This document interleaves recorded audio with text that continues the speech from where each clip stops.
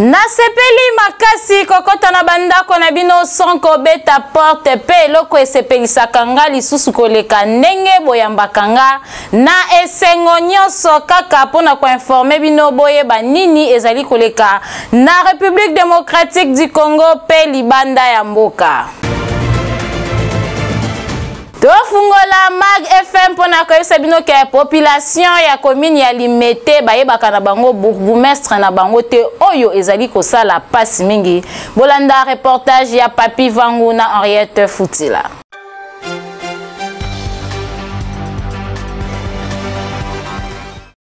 Na commune ya Limete, population bazali kolela po bayebaka na bango bourgmestre na bango te. Banda batia ye comme bourgmestre ya commune ya Limete, batikala komona ye ata asala ba descente te na terrain, bona koyeba lolenge nini commune na ye ezali, lolenge nini population na ye bazali ko vivre. Kasi ye azali toujours bureau, azali kokufela na ye kaka malili o ezalaka na bureau na ye, pendant que peuple bazali konyo kwa ma peuple bazali na ba dossier ebele oyo ifale bayebisa ye po bazwa solution Limete elata langi ya sika ekoma pe commune ya kitoko. Kasi na ngambo na ye foin avandela na ye bureau, soki otamboli na commune ya Limete okokuta banzela ebeba pasi ya mai, population bazali na ba difficulté ebele. Na yango population balobi bourgmestre na bango ezalaka nani po modèle Limete ezali kokufa. Bandimi te ke bourgmestre oyo avandaka na commune ya Limete. Ndebi to vanda na commune ya Limete. Bourgmestre ya Limete même otuni bana classe o batanga na école primaire so otuni kombo ya bourgmestre ya Limete comme nena ni bayebi ete. So bana Limete bana mombele to yebi ete atambolaka te. Tilimaka na boulevard totika jamais même pas comme na bourgmestre Limete aleki awa tinda ka batu na yo bayaka koluka kotika ba ticket ba nini poso ka moi 500 200 tane to komi na mai to mona reka ke azo sala ba mabala na ye kolia ba mbongo ne kuna awa eloko moko ezali te va kolongola bato batika ba whisky ba mamo batika maleo pembeni ya boulevard ndi bato awela rapo kuna talaka bourgmestre azo sala eloko tata tour azo ya te alongwa toni bote na biso muta kozala na souci na biso ye azaka 0 metre ayaka te alongwa. Population bazali kolela kaka na ba autorité bacha pression na ba bourgmestre nyonso po basunga chef de l'état na oyo etali avancement ya mboka po modèle bourgmestre ya Limete azali kosala kitoko te bayebi kutu ete oyo ezali soni makasi. Population ya commune ya Limete balobi bourgmestre ya Limete soki bazotindika yo oboyi kopela bango bakosala ke bakonzi bapikola yo po poste oyo zwi ozosalela ngo musala ya malunga te keba okoya kopikwa me yebela. Maître Loulou a expliqué qu'il lolenge nini déguerpissement et salemaka selon mibeko ya mboka. Bolanda na micro ya Chris Mukuna.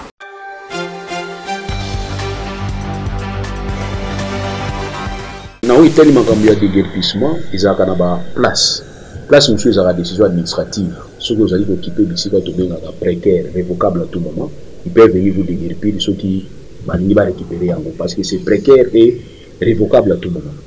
Mais na uiteli makambo ya conflit normalement et que sont dans document na les documents les ali ko ça la contestation parce que ozana petit traité wana ba yako déguerpir bino par une décision judiciaire. Si vous avez raison pour brandir, mais si vous avez raison, vous avez raison.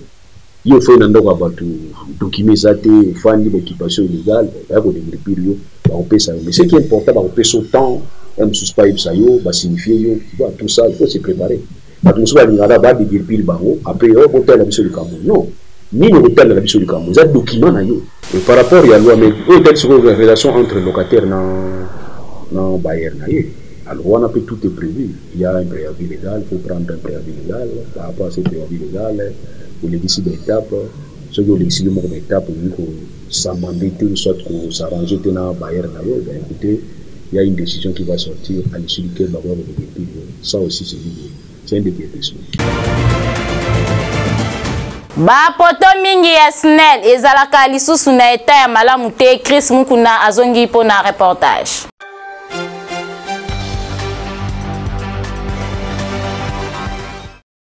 Ba poto ya SNEL oyo mesana komema ba câble aérien na ville province ya Kinshasa ezali kokoze problème makasi. Pour ce que otamboli presque na ba quartier nyonso na ville okomona kaka ba poto yango ekoma déjà démodé misusu bukana misusu kutu ezalaka lisusu te. Kasi okomona ba câble yango ezanga nango soutenance misusu bana quartier nde bakoma koluka ba bambuto pe mabaya babeti pour l'essentiel kaka câble ezala likolo. Kasi bakote mususu soki pe otamboli okomona ta basoulier oyo mesana kokanga ba câble likolo po ete ezala stable ata ko mupepe mvula eleki eningana te pona kokoze ba dégâts ezali te.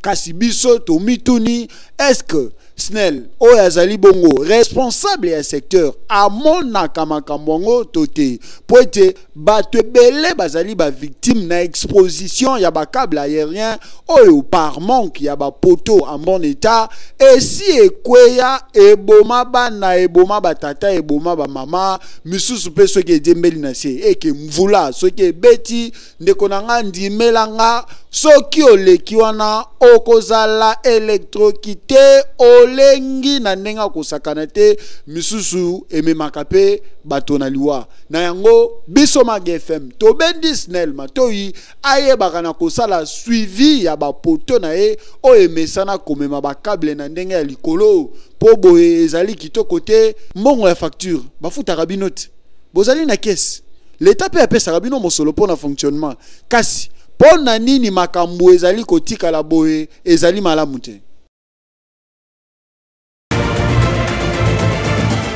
Na kisensu population azali kotungisa makasi na oyo etali érosion bolanda élément oyo.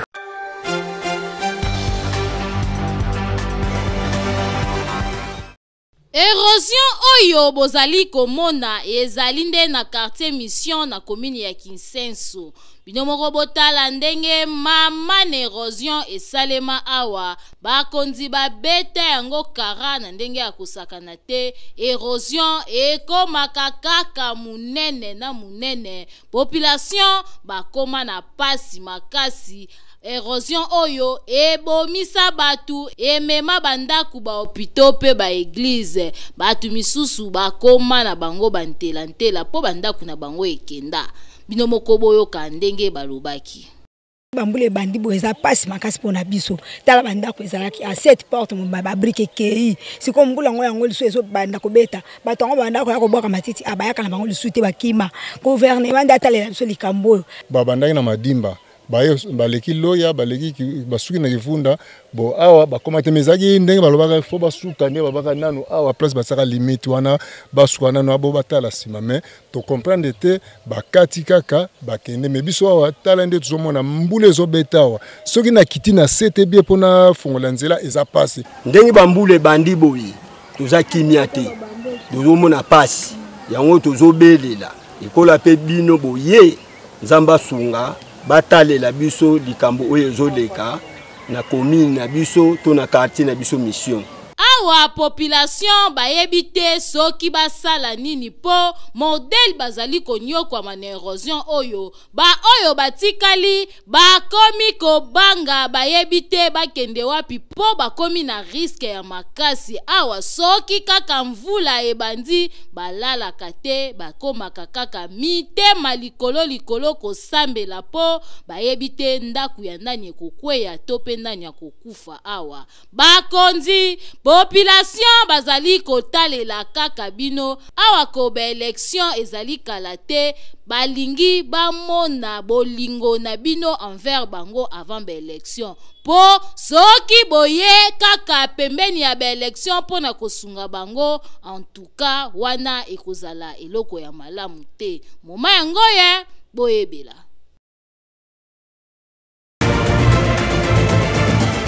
Totikala kaka na dossier ya érosion pour na koyebisa bino que na Mongafula pe érosion ezali ko menacer population na ndenge ya kosakana te.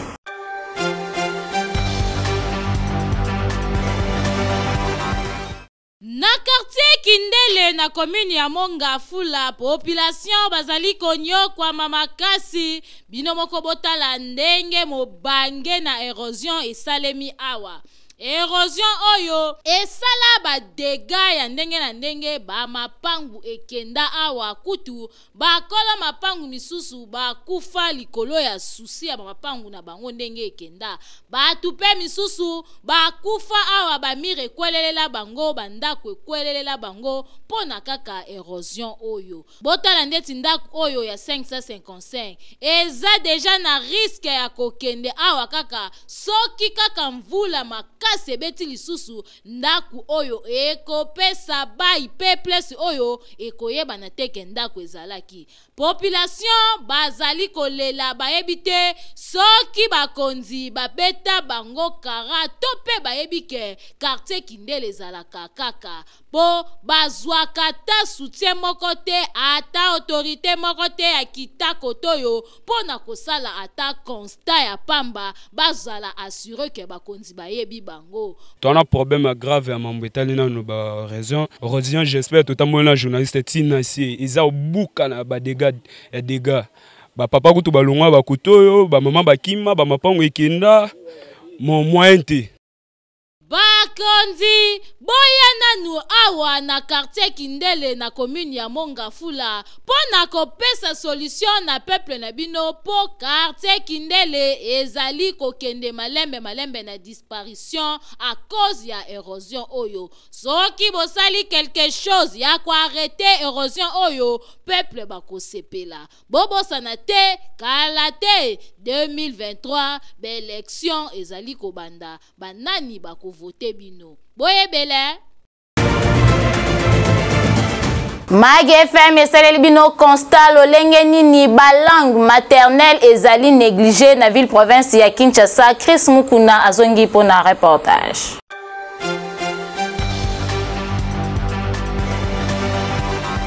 Personnellement, je ne suis pas content du fait que les langues nationales congolaises. Pona ngai na kozala na esengo te soki lelo babongoli minoko ya mboka na biso na minoko bapaya. Po ete minoko ya mboka na biso na minoko bapaya. Ponga na kosepela mingi ba minoko ya mboka na biso batombola yango bapesa yango lokumu. Uta na ebandeli na katikati ya bandako tope ya mabota yango elobamaka mingi et ko permettre à ce que communication ezala topé ba échange d'idées ezala na kati ya famille pote koloba monoko ya mboka ezala kiloko moko ya motu ya mingi komona ata na quartier ce qui ezali na bato oyo balobaka yango traditionnel. En tout cas c'est une bonne chose pour moi. J'encourage cela donc ngai nazali vraiment encourager yango bana esengeli balobaka minoko ya mboka lokola chiluba swahili kikongo pe lingala po ete esengeli koloba minoko yango ntango yiso koleka ba minoko mosusu avec tout congolais. C'est très important lelo bana na biso bayebaka ba langue nationale na biso swahili lingala chiluba na kikongo parce que ces langues là ils ont véhiculé la culture et le peuple na biso ya kala. Il ne faut pas tout couper les racines na biso. Il faut que nos enfants connaissent d'où ils viennent. Parce qu'à travers ces langues-là, bakoyeba ba culture bakoko na bango, bakoyeba ba sagesse na bango ya ba ancêtre na biso. Donc il faut tout ça l'effort. Nonobstant le fait que bana il faut pas la connecter na ba langue étrangère sur le plan mondial, il faut pas la peut connecter na ba dialecte pour que ba garder culture na bango. Na quartier Kinsaku na commune ya Matete nzela ezali neta ya mabe makasi population eleli.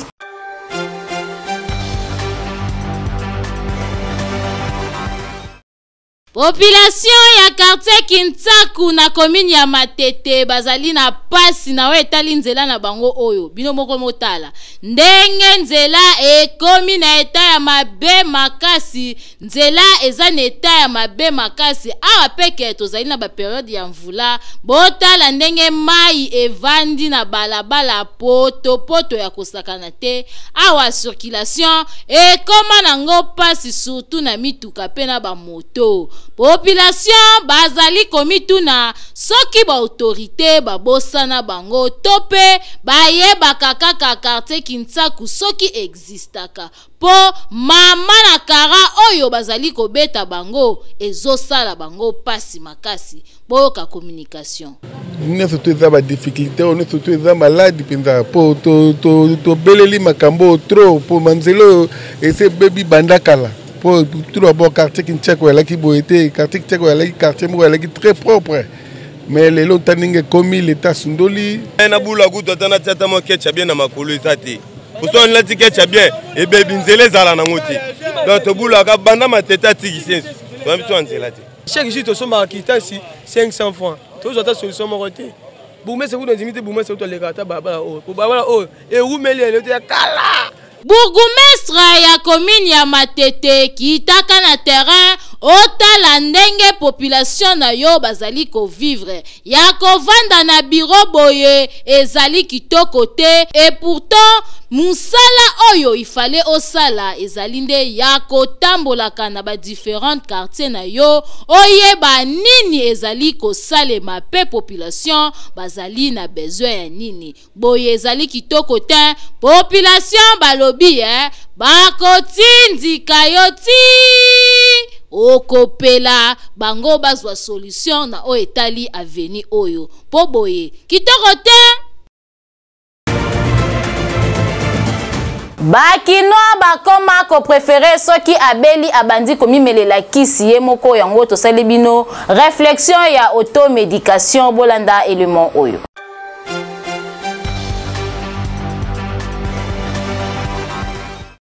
Automédication tope komimelela bakisi sans kosala ba examen ezali eloko ya malamu te kasi bakinoa mingi soki abeli okomona akei komisombela kisi na pharmacie misusu kutu bakendaka plus loin a expliquer kaka moninga ke nazoyoka boye moninga apesi ye pe ordonnance na ye ayebisi ye ke ngai pe na bandaki koyoka kaka bongo akokende kosomba bakisi selo ordonnance oyo basalelaki moninga ba examen nzoka nde ezali malamu te komimelela bakisi sans ko se faire examiner kaka ndenge balobaka la santé n'a pas de prix ndeko kosala erreur te soki nzoto etungisi yo obanda komimelela bakisi sans ko se faire examiner po oyebi te maladie nini ezali kotungisa yo okomela kisi mususu nzoka nde ezali pe maladie misusu nde ezali kotungisa yo boyebaka ke bakisi oyo tomelaka ezalaka nanu poison ya makasi avant ya komela il faut yeba kisi nini okoki komela pe dose nini ya bakisi okoki komela soki santé déranger kima mbango na hôpital to pe na centre ezali pembeni po la santé n'a pas de prix bokeba okoya komela bimela pe bakoya kokunda yo pamba. Ozali na problème ya maladie oyo otamboli bisika ndenge na ndenge ozui solution te kasi centre hospitalier Dominique Lecoeur ezali wana pona bino bolanda sports oyo.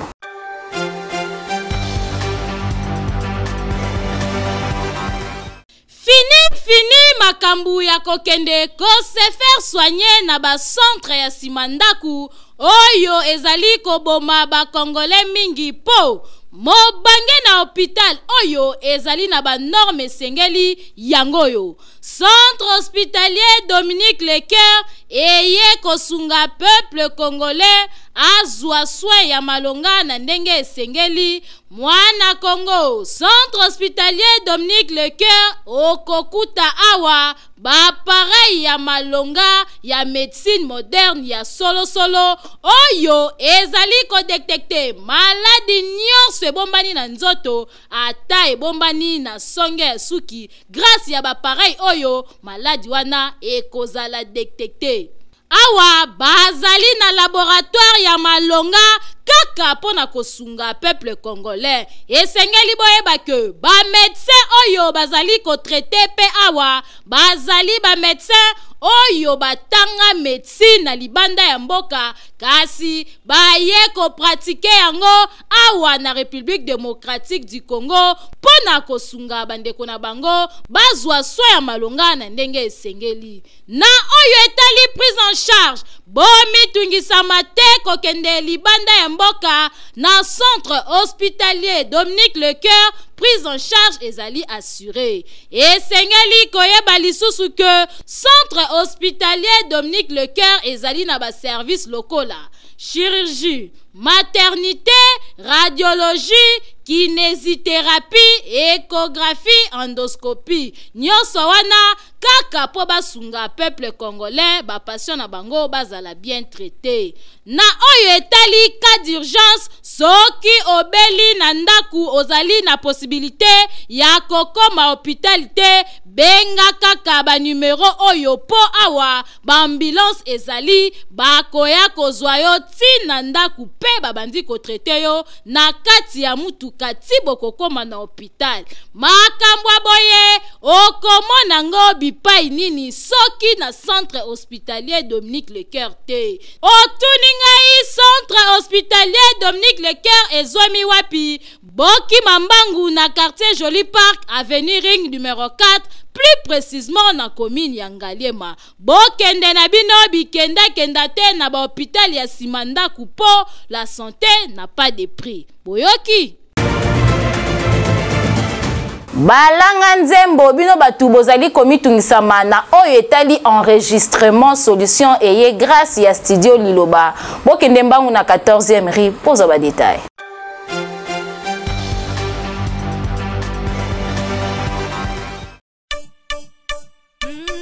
balanga nzembo bakolo kunga solution pona bino eye.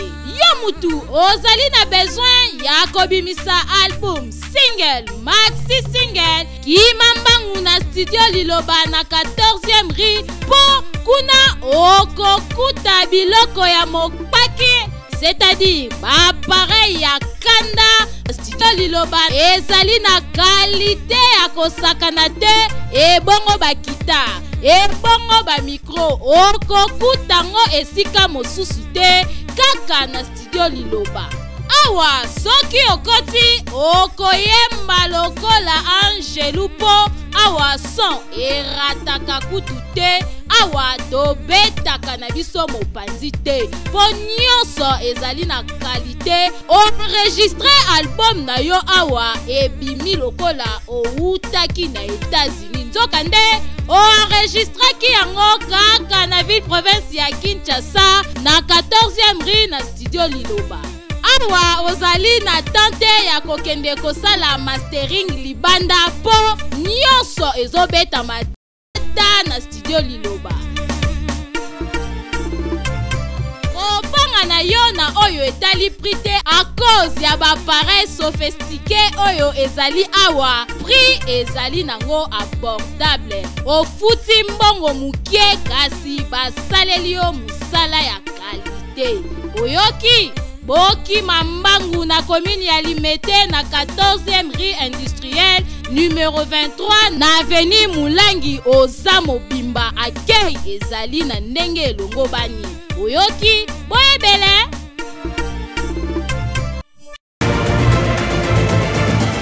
Tokomina suka ya Mag FM édition ya lelo ekumbamaki epai ya Chris Mukuna nasima ya caméra tozalaki na Enoch Mafuka le métier noir yende mutu abendi biso bilili kitoko makasi azalaki assisté epai ya Florent Okita montage ekumbamaki na Christian Kabuya yende mutu amanyaki machine kitoko pona commenter ba édition ya mokolo ya lelo toloba lisusu nini.